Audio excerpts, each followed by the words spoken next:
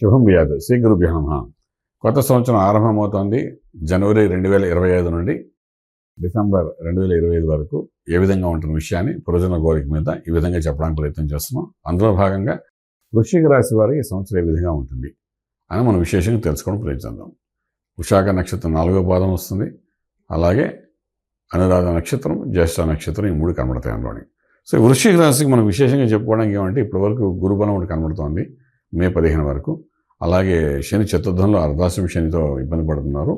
అలాగే రాహు కేతువులు కూడా మనకి అంటే పంచమంలో రాహు కనిపిస్తూ ఏకాదశంలో మనకు కేతు కనిపిస్తున్నాడు. ఇప్పుడు యాజ్ ఆన్ టుడే ఉన్న పరిస్థితులు ఇలా ఉన్నప్పుడు ఆ రాశి వారికి కమింగ్ డేస్లోనే మన వ్యవసాయం చేసేవాళ్ళు, వ్యాపారస్తుల కంటే వ్యవసాయం రైతాంగాన్ని ఏ విధంగా ఉంటున్న విషయాన్ని మనం తెలుసుకుంటూ అందులో భాగంగా వాళ్ళకి కొంత ఫస్ట్ హాఫ్లో కొంత యోగాలు కనబడతాయి. మే ఎండింగ్ జూన్ వరకు మాట వర్షపాతంతో సంబంధం లేకుండాను ఈ ఫిషరీస్ కానీ, హ్యాచరీస్ కానీ, పౌల్ట్రీస్ కానీ రన్ చేసే వాళ్ళకి మంచి లాభం ఉంటుంది. అక్కడ నుండి కొంత న్యూట్రల్గా వెళ్ళే అవకాశం బాగా కనిపిస్తుంది. అలాగే మనం తీసుకున్నప్పుడు అంటే విద్యార్థులు కాంపిటేటివ్ ఎగ్జామ్స్ రాసేవాళ్ళ వ్యవహారం దగ్గరికి వచ్చినప్పుడు కాంపిటేటివ్ ఎగ్జామ్స్ అన్నది ఏదైనా పెట్టారు అంటే మే ఎండింగ్ వరకు పెట్టారు అంటే అది మీకు సక్సెస్ఫుల్గా కనబడుతుంది. ఎందుకంటే మీకు గురుబలం ఉంటుంది కాబట్టి కాంపిటేటివ్ ఎగ్జామ్లో the success rate will be very high. So second హాఫ్లో ఎప్పుడైనా కాంపిటేటివ్ ఎగ్జామ్స్ వచ్చాయంటే ఈ సంవత్సరం అంటే 2025లో కానీ వచ్చాయంటే కొంచెం అందులో మార్కులు తక్కువగా వచ్చే అవకాశం కనబడుతుంది అనమాట. ఓకే, ఇదిలాగా ఉంటుండగానే మనకు కాంపిటేటివ్ ఎగ్జామ్స్తో పాటు విదేశంలో విద్యా కోసం ప్రయత్నం చేసే మార్గాల్లో సఫలీకృతమవుతారు. మీరు చేసిన గ్రౌండ్ వర్క్ ఫలితం వస్తుంది, వెళ్ళి చదువుకోవచ్చు. అలాగే విదేశాల్లో ఉద్యోగం కోసం చేసే ప్రయత్నాలు విద్యార్థులు ఎవరైతే ఉన్నారో వాడు ఉద్యోగం కోసం చేసే ప్రయత్నాలలో డెఫినెట్గా ఫస్ట్ హాఫ్లో మంచి శాలరీస్తో ఉద్యోగం వచ్చే అవకాశం బాగానే కనిపిస్తుంది చెప్పొచ్చు అన్నమాట. ఇలాగుంటుండే వ్యాపారము, స్వయం ఉపాధితో ముందుకెళ్ళే వ్యక్తులు ఎవరైతే ఉన్నారో స్వయం ఉపాధితో ముందుకెళ్ళే వ్యక్తులకు మాత్రం ఫ్రీలాన్స్గా చేసే వాళ్ళందరికీ డే బై డే ఒక ఇయర్ నడుస్తున్న కొలది కొంత స్టాగ్నెంట్ అయ్యే అవకాశం ఉంటుంది. సొంత వ్యాపారము, ఫ్రీలాన్స్, ఈవెంట్ మేనేజ్మెంట్ చేసే వాళ్ళకు, డిజిటల్ మార్కెటింగ్ చేసే వాళ్ళకి అలాంటి వాళ్ళందరికీ కూడా సెకండ్ హాఫ్లో కొంత స్టాగ్నెంట్ అవుతున్నాయి. అలాగే ఇన్వెస్ట్మెంట్ ప్లాన్స్ ఏమైనా చేసినా అవి కూడా కొంతవరకు స్టాగ్నెంట్ అయ్యే అవకాశం బాగానే కనిపిస్తుంది. ఇక మాట్లాడుకుంటే కూరగాయలు, వెజిటేబుల్ మార్కెట్ చేసేవారు, ఫుడ్ ఇండస్ట్రీ సంబంధించిన ఫాస్ట్ ఫుడ్ సెంటర్స్ రన్ చేసేవాళ్ళు, ఫార్మా కంపెనీస్ రన్ చేసేవాళ్ళు, పవర్ ప్లాంట్స్ రన్ చేసేవాళ్ళు, వీళ్ళందరికీ కూడా ఒక 50% పాజిటివ్గా ఉంటుంది తప్ప 50% న్యూట్రల్గా ఉండే అవకాశం ఈ సంవత్సరం అంతా కనబడుతుంది మనకు. ఇక ప్రభుత్వ ఉద్యోగం మీద వెళ్తూ ప్రభుత్వ ఉద్యోగంలో కాంట్రాక్ట్ వర్క్స్ చేసేవాళ్ళు కూడా ఉన్నారు. ప్రభుత్వ ఉద్యోగస్తులు ఎవరైతే ఉన్నారో వాళ్ళకి కొంత అవమానం అయితే కనబడుతుంది సెకండ్ హాఫ్లోని. ఫస్ట్ హాఫ్లో మాత్రం కొంచెం ప్రమోషన్స్ వచ్చే అవకాశం ఉంటుంది. ప్రమోషన్ వచ్చిన తర్వాత కూడా కొంత అవమానం పడే అవకాశం ఉంటుంది కాబట్టి కొంచెం ఆచితూచి వ్యవహరించాలి సెకండ్ హాఫ్ ది లైఫ్. అంటే ఆల్మోస్ట్ జూన్ తర్వాత నుండి డిసెంబర్ మధ్యలో మనకి ఈ విభేదాలు కనబడుతుంటాయి. కొంత లాసెస్ కూడా కనబడే అవకాశం ఉంటుంది. ఓకే, అలాగే మీకు రియల్ ఎస్టేట్ చేసే వాళ్ళు, రాజకీయంతో పాటు రియల్ ఎస్టేట్ ఇవన్నీ చేసేవాళ్ళు, రాజకీయ రంగం ఒక వ్యాపారంగా ఈ మధ్యకాలంలో అందరూ చేస్తున్నారు కాబట్టి రాజకీయ రంగంలో ఏమైనా పనులు చేయించుకోవాలనుకుంటే అదంతా మొదటి హాఫ్లో చేయించుకోవడం ప్రయత్నం చేయండి. మీకు తెలిసిన రాజకీయవేత్త నాయకుడు ఉన్నాడు అంటే వాళ్ళ ద్వారా ఏమైనా గవర్నమెంట్ పనులు చేయించుకోవాలంటే పేమెంట్స్, రిలీజింగ్ ఇవన్నీ కూడా ఫస్ట్ హాఫ్లో మీకు రైజింగ్ బాగానే వెళ్తుందండి. సెకండ్ హాఫ్ వచ్చినప్పుడు మీరు వర్క్స్ తీసుకోకండి, పేమెంట్స్ కోసమే ప్రాకులాడండి. ఎందుకంటే వర్క్స్ తీసుకుంటే అవి స్టాగ్నెంట్ అయ్యే అవకాశం కనబడుతుంది. ప్రభుత్వం యొక్క పనులు మీరు చేయాలని ప్రయత్నం చేస్తే అందులో కొంత నష్టపోయే అవకాశం ఉంటుంది. స్టాగ్నెంట్ అయ్యి కొంచెం జాగ్రత్త తీసుకుంటే చాలా బాగుంటుంది అని చెప్పచ్చు. అలాగే రియల్ ఎస్టేట్ రంగంలో అద్భుతంగా వెళ్తుంది, ఏమాత్రం భయపడక్కలేదు. భూమి మీద వ్యాపారం చేయడం కానీ, భూమి అమ్మడాలు కొనడాలు కానీ, లేకపోతే ప్లాట్స్ అమ్మడాలు కానీ, అలాగే ఇన్ఫ్రాస్ట్రక్చర్ డెవలప్ చేసి ఫ్లాట్స్ అమ్మడం కానీ వీటిలో మంచి ప్రాఫిటబుల్గా వెళ్తుంది. వచ్చినంత వరకు వీలైనంత వరకు దాచుకోవడానికి ప్రయత్నం చేయండి. ఎందుకంటే రాబోయే కాలంలో మీకు కొంతవరకు బ్లాక్ అయ్యే అవకాశం కూడా ఉంటుంది కాబట్టి ఆ విధంగా చేసుకునేది బాగానే ఉంటుంది. ఇక కోర్టు వివాదాలు, జైలు శిక్ష వీటి గురించి మనం మాట్లాడుకుందాం. Out of court way settlements అనేది కొంత కనబడుతుంది. కానీ మీకు తెలియక చేసింది మీ యొక్క ఈగో టైప్ చేసే వ్యవహారాలు కొంచెం చేసిన దానికి మాత్రము కొంచెం జాగ్రత్త పడాలి. ఎందుకంటే నవంబర్, డిసెంబర్లో కొంత కోర్టు వ్యవహారంలో ఇబ్బంది పడే అవకాశం బాగానే కనిపిస్తుంది.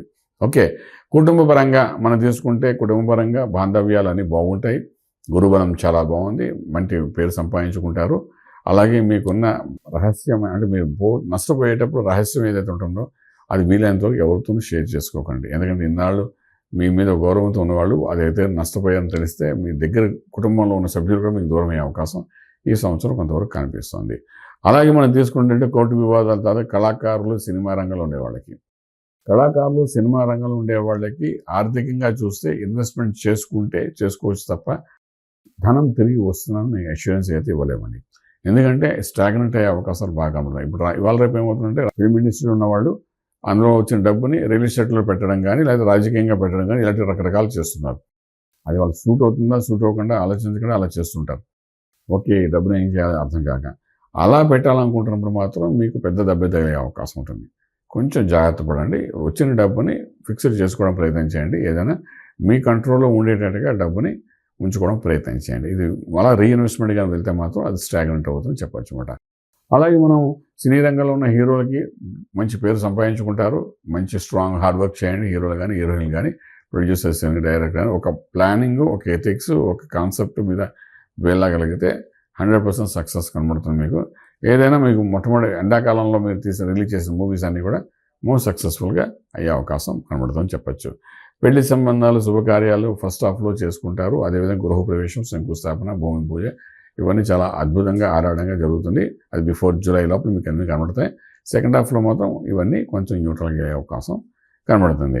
ఇక పెళ్లి సంబంధాలు, శుభకార్యాలు అయిపోయి ప్రేమ వివాహాలు కొంచెం ఆచితూచి వ్యవహరించండి. మొండిగా ఉన్నారంటే మీ పనులు అవ్వవు. పెద్దవాళ్ళ దగ్గర నుండి ఆశీర్వచనం దొరకడం చాలా కష్టం ఉంటుంది.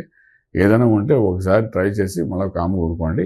పెద్దల ముందు ఏమైనా చెప్పాలి అనుకుంటే జూలై లోపలే మీరు ప్లాన్ చేసుకుంటే శ్రావణ మాసంలో వివాహం జరుగుతుంది. కొన్ని వివాహాలు మాత్రం వీళ్ళకి శుభకార్యాలు ఫిబ్రవరి, మార్చిలో మాత్రం జరిగే అవకాశాలు బాగా ఎక్కువగా కనబడుతున్నాయి. ఇక ఆరోగ్య విషయానికి వచ్చినప్పుడు ఇక్కడ 6వ స్థానంలో ఏ గ్రహాలు లేవు. పంచమంలో శనీశ్వరుడు, చతుర్థంలోని మనకు రాహు చేంజెస్ అయితే అవుతుంటాయి. అలాగే బృహస్పతి అష్టమంలోకి వెళ్తాడు. ఆ వెళ్ళినప్పుడు కొంతవరకు కొలెస్ట్రాల్, థైరాయిడ్ తీసుకొచ్చే అవకాశం ఉంటుంది. కాబట్టి దాన్ని కొంచెం కరెక్షన్ చేసుకోవాల్సిన అవసరం ఎంత ఉంటుంది. ప్రయాణాలు, వాహనాలలో ఎటువంటి ఆటంకాలు జరగవు. మీరు ఎంత దూరం ప్రయాణం చేసినా కూడా లాభమే అవుతుంది తప్ప నష్టం అయ్యే అవకాశం ఉండదు. ఇక ఆఖరిగా ఓవరాల్గా ఈ వృశ్చిక రాశి వారికి ఎన్ని మార్కులు వేయచ్చు. ఆర్థిక విషయానికి వచ్చినప్పుడు మాత్రం పూర్వాశ్రమంలో సంపాదించింది కొంత ఖర్చు పెట్టడం జరుగుతుంది తప్ప ఈ సంవత్సరం జరిగే ఇంప్రూవ్మెంట్ అయితే న్యూట్రల్గా ఉంటుంది. కాబట్టి మార్కుల విషయానికి వచ్చినప్పుడు ఒక 55 మార్కులు నుండి 65 మార్కుల వరకు వృశ్చిక రాశి వరకు వేయచ్చు 100కి. ఆ రకంగానే మనం దృష్టిలో పెట్టుకుంటే వెళ్తే బాగుంటుంది. మేధా దక్షిణామూర్తి మహామంత్రాన్ని నిత్యం చదవాలి. ఈ సంవత్సరం లైఫ్ లాంగ్ చదవాలి. ఈ సంవత్సరం కూడా నిత్యం చదువుకుంటూ పోతూ వెళ్తే ఈ 55 ఒక 60 వరకు వెళ్ళే అవకాశం ఉంటుంది. ఏదైనప్పటికీ కూడా మనం యావరేజ్ చూస్తే అన్ని రాశుల కంటే ఈ రాశి కొంత కష్టమైన పరిస్థితి కొన్ని ఎదుర్కొనే అవకాశం ఉంటుంది. 55% 100కి 55% ఆఫ్ మార్కులు మనం వేయడానికి అవకాశం ఉంటుంది. మంత్రం దగ్గరికి వచ్చినప్పుడు దక్షిణామూర్తి మహామంత్రం చదవండి. ఆరోగ్య విషయంలో కరెక్షన్ అవుతుంది. రాజమార్గంలో రాజ్యం పొందగలుగుతారు. శుభం వ్యాధి.